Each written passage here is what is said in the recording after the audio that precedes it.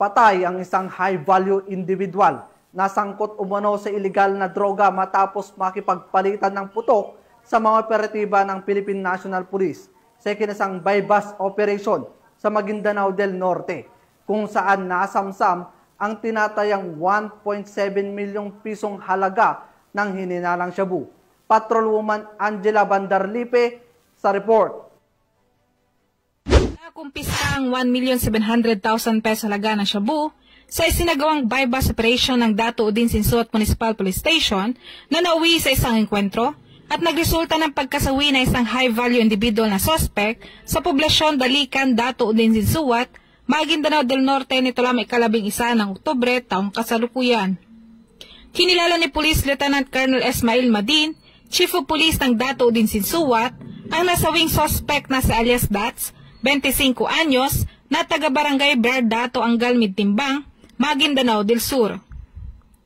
Bandang alas 2:50 ng tanghali, nang nasabing petsa na isagawang pinagsanib na pwersa ng mga tauhan ng 12 MPS at mga personahe ng Maguindanao del Norte PPO, ang naturang operasyon na nauwi sa engkwentro matapos makipagpalitan ng putok ng baril ang mga suspect sa mga operatiba ng matunugan ng sinasagawang operasyon.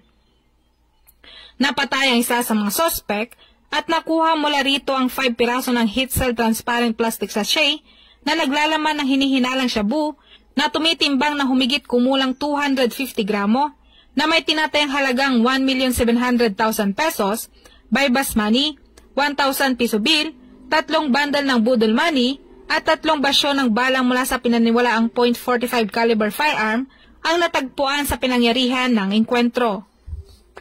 Nasa kustodiya ng natural istasyon ang mga nakumpiskang ebidensya para sa wastong disposisyon habang patuloy pa ring pinaghanap ng mga otoridad ang 2 nakatakas na suspect.